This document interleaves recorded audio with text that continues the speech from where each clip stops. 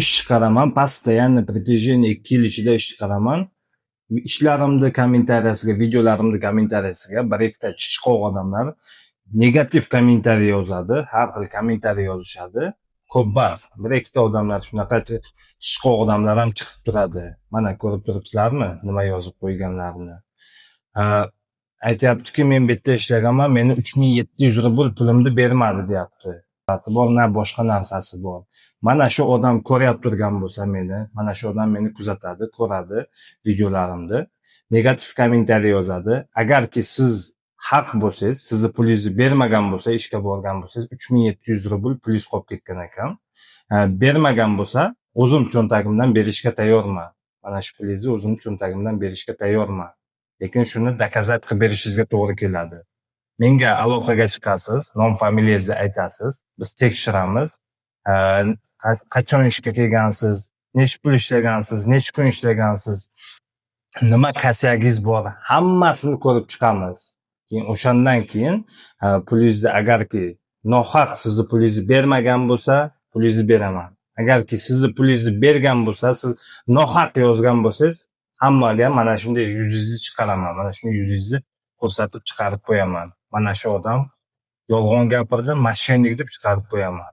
Agarki haq bo'lsangiz, mana shu ekrandagi nomerlarga srочный aloqaga chiqing. Mana meni kuzatyap turgan bo'lsangiz, aloqaga chiqing. Mana shu pulingizni 3700 rubl pulni o'zimni cho'ntagimdan to'layman agar siz to'g'ri aytib turgan bo'lsangiz. Juda ham ko'p odamlar keladi, ishlashadi, birontasiga hali problema bo'lgan yo'q. Ofitsialniy ishga qabul qilyapti, oyliklari kartasiga aytgan paytda o'tyapti. Kecha ham o'tmayapti, oldin ham o'tmayapti. O'sha aytilgan paytga puli o'tadi, tamom. Kimgaki ish kerak bo'lsa, srочный ekrandagi nomerlarga aloqaga chiqinglar. O'sha Akmalmi kimmi yozib qo'ygan kommentariy, negativ kommentariy yozgan, o'sha odamga murojaat qilyapman. Srочный menga aloqaga chiqing, yo kommentariyaga yozing, telefon nomerimni tashlab yuboraman, menga aloqaga chiqishingiz mumkin, yo bo'lmasam ekrandagi nomerga aloqaga chiqsangiz, yozsangiz, men sizga javob qaytaraman. O'sha pulingizni to'g'rilab berishga o'zimni cho'ntagimdan to'g'rilab beraman. Biron problema bo'lmaydi. Agarki siz haq bo'lsangiz, вообще problema bo'lmaydi. Pulingizni как надо olib beraman, tamom. Вообще problema yo'q. Hozirgi paytda mana juda ham ko'p odamlar menga murojaat qiladi. O'zbekni, tojikni aldab yuribdi. Shu bugun ham mana bugun nechinchi? Bugun 5-aprel bo'lsa, 5-aprel kuni menga bitta akamiz, tojikistonlik akamiz yozyapti. Men Rossiyaga kelgan edim deyapti, ishlagani deyapti, bizni chaqirib olishgan fermaga. Ishga kelganmiz deyapti, 60 ming rubl qo'lingga toza beramiz, qolgan hamma rasxodni o'zimiz qilib beramiz degan dedi. 2 oydan beri dedi, o'sha pulni bermayapti.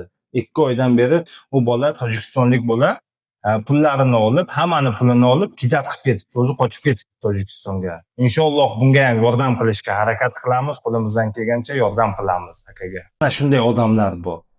Siz 1 oy, 2 oy ishlaysiz, pulingizni bermaydi, shunday kidat qilib ketadi. Siz 3700 rubl pulingizni yozibsiz, bermadi deb. Uyat, bet kerak bu narsani yozish uchun, bet kerak. Bet yo'q odam bo'lsa yozishi mumkin. Nahotki shuncha ishga keldingiz, joylashdingiz, sizni hech qachon hayotda 3700 rubl pulingizni ushlab qolmaydi hech kim. Hech kimga kerak emas, sizni unaqa kopeyka pulingiz-ku hech kimga kerak emas. Yolg'on gapirgani ham bet kerak. Yolg'on gapirib uyalmaysin, qo'ying. Undan tashqari yana shunday odamlar borki, ish so'rab yozishadi. Ishni podrobnosti tushuntirib berasiz, polni nima qilasiz, polni aytib berganingizdan keyin adreslarni tashlaysiz, dokumentlarni spiskasini tashlaysiz, olib turib chorniy spiskaga tiqib qo'yadi. Bunaqa odamlar nima deb o'ylaysiz? Tupoymi? Yo dalbayobmi? Nima odam bular? Qanday nima deb o'ylaysiz bu odamlarni? Kommentariyaga o'tib обязательно o'z fikrlaringizni yozib qo'yinglar. Kimki ishga kelgan bo'lsa, обязательно mening kanalimdan ishga kelib joylashganlar, ko'rib turgan bo'lsalaring, kommentariyaga o'tib yozinglar. Ishlayapsizlarmi? Qanday bo'lyapti? Necha pul oylik olyapsizlar? Hammasini kommentariyaga o'tib yozinglar. Чтобы hamma ko'rsin, inshaalloh ishonib keladi, ishga joylashadi.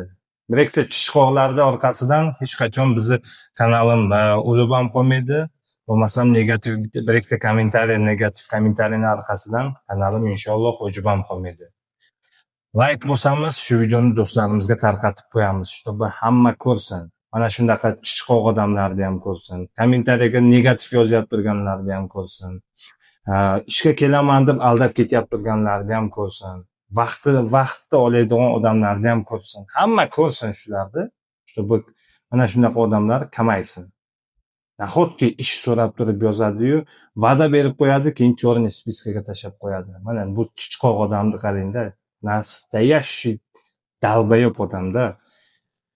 Akalar, opalar, iltimos, kimgaki ish kerak bo'lsa, marhamat, mana pastdagi ekrandagi nomerlarga WhatsApp, Telegram, Imo, Max messenjerlariga aloqaga chiqishlaring mumkin. Inshaalloh ishlaringizni to'g'rilab beramiz, ishga kelasizlar, joylashasizlar. Bu Rossiya territoriyasida yurgan odamlar dokumenti bo'lsa, marhamat, kelib ishga joylashsalaring bo'ladi. 18 yoshdan to 60 yoshgacha bo'lgan erkak va ayol kishilarni taklif qilamiz. Kelib ishga joylashinglar.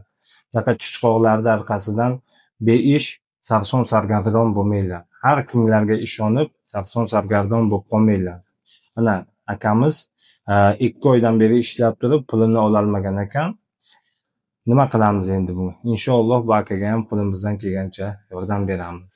Like bosib shu videoni do'stlaringizga tarqatib qo'ying, чтобы hamma ko'rsin, inshaalloh aldanib qolmasin. Rahmat, videomizni to oxirigacha ko'rganlaring uchun sog' omon bo'linglar, Alloh panohida bo'linglar. Xayr.